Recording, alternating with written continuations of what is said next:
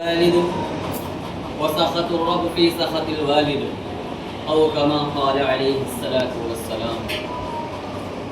میرے عزیز ساتھیوں، آپ حضرات کو بخوب علم ہے کہ گزشتہ ہفتے جو میرا عنوان چل رہا تھا وہ حقوق والدین تھا، اور وقت کی تنگ ہونے کی وجہ سے اور وقت کیونکہ کم تھا اس لیے وہ عنوان اور موضوع مکمل نہیں ہو پایا تھا، اس لیے میں اس ہفتے بھی اسی عنوان کو اور اپنی گفتگو کو آگے بڑھاتا ہوں۔ میں نے آپ حضرات کے سامنے قرآن کریم کی ایک آیت تلاوت کی ہے، اس کے اندر اللہ رب العزت نے ارشاد فرمایا ہے وَبِالْوَالِدَيْنِ إِحْسَانًا، کہ والدین کے ساتھ اچھا سلوک کرو۔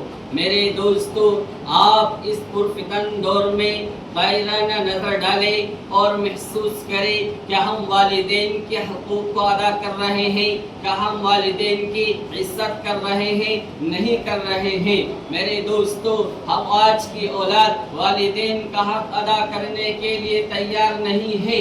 آج کی اولاد والدین کی عزت کو پامال کرتی ہے، ان کے ساتھ گھناؤنی حرکتیں کرتی ہے، انہیں ذلیل کرتی ہے، ان کی عزت کو پامال کرتی ہے۔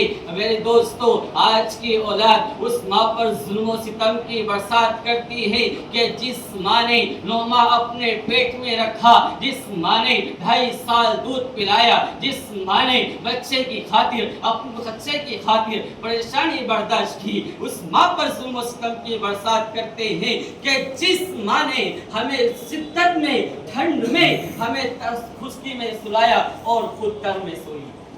میرے دوستو، آج کی اولاد اس ماں پر ظلم و زیادتی کرتی ہے کہ جو بچوں کی خاطر تمام مسائل کو برداشت کرتی ہے۔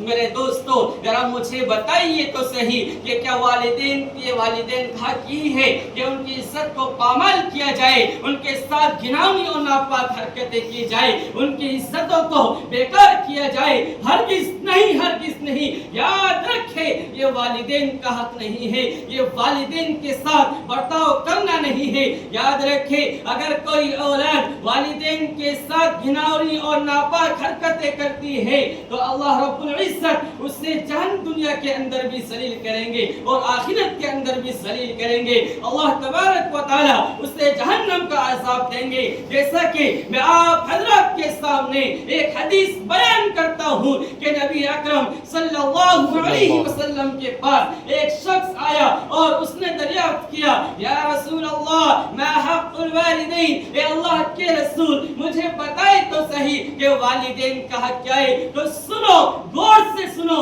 میرے نبی کا جواب سنو۔ میرے نبی محبوب کبریا صلی اللہ علیہ وسلم نے ارشاد فرمایا ہما جنتک و نارک، وہی تیری جنت ہے، وہی تیری جہنم ہے۔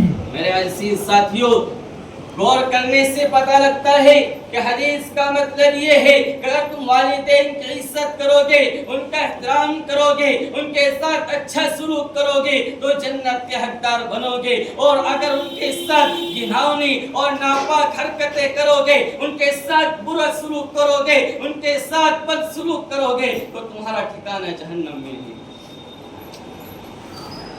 میرے دوستو، حدیث پاک کے اندر والدین کی رضامندی پر اللہ تبارک و تعالی اللہ کے نبی صلی اللہ علیہ وسلم نے بشارت دی ہے، خوشخبری دی ہے۔ ایک حدیث پاک کے اندر آتا ہے کہ اللہ کے نبی صلی اللہ علیہ وسلم نے ارشاد فرمایا کہ اگر کوئی نیک صالح اولاد، اچھی اولاد اپنے والدین کی طرف محبت بھری نظر سے دیکھے تو اللہ تبارک و تعالی اس کو ایک مقبول حج کا ثواب دیتے ہیں۔ تو صحابہ اکرام رضوان اللہ تعالی علیہم اجمعین نے عرض کیا، یا رسول اللہ، اگر کوئی اولاد، نیک اولاد والدین کو دن میں 100 مرتبہ محبت بھری نظر سے دیکھے تو کیا اس کو 100 مقبول حج کا ثواب ملے گا؟ تو میرے نبی صلی اللہ علیہ وسلم نے فرمایا نعم، اللہ اکبر و اطیب، ہاں ہاں، اللہ تعالی کی عطا اور بخششیں تمہارے تصورات سے بڑھ کر ہیں۔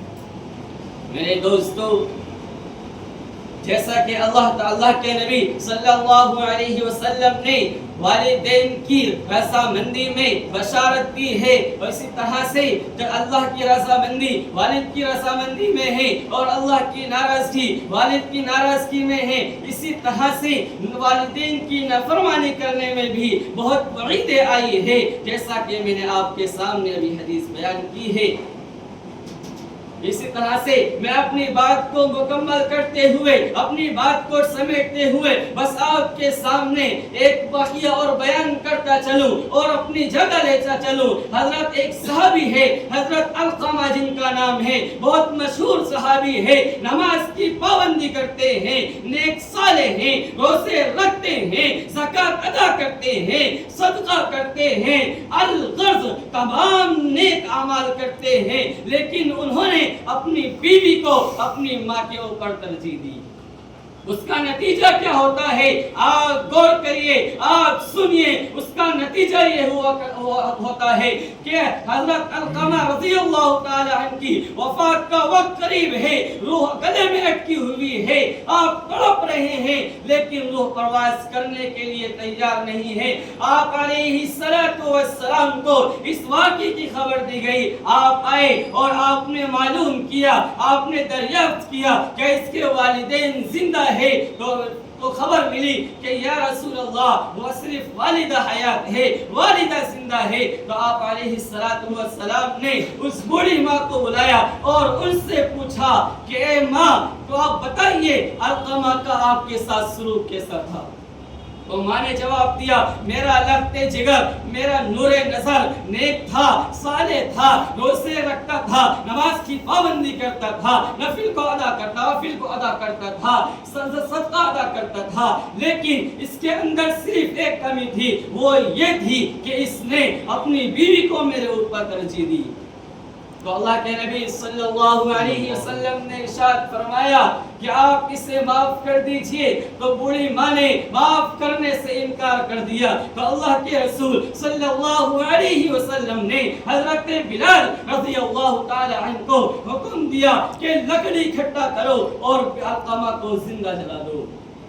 ہائے ہائے، قربان جاؤں اس ماں کی محبت پر جو اتنی محبت کرتی ہے کہ وہ ماں کی ممتا جوش میں آ گئی اور کہا کہ اللہ کے رسول، کیا میرے لہتے جگر کو زندہ جلا دیا جائے گا؟ ہرگز نہیں، ہرگز نہیں، میں آپ کو اور تمام لوگوں کو گواہ بناتی ہوں کہ میں نے علقمہ کو معاف کر دیا۔ صرف اتنا کہنا تھا کہ حضرت علقمہ رضی اللہ تعالیٰ عنہ کی روح پرواز کر گئی۔ اللہ تبارک و تعالیٰ سے دعا ہے کہ اللہ تبارک و تعالیٰ سب سے پہلے مجھے حقوق والدین کو ادا کرنے کی توفیق عنایت فرمائے، اور ہم سب کو والدین کے حقوق کو سمجھنے اور ان کے ساتھ اچھا سلوک کرنے اور ان کے ساتھ اچھا برتاؤ کرنے کی توفیق عنایت فرمائے۔ وما علینا الا البلاغ۔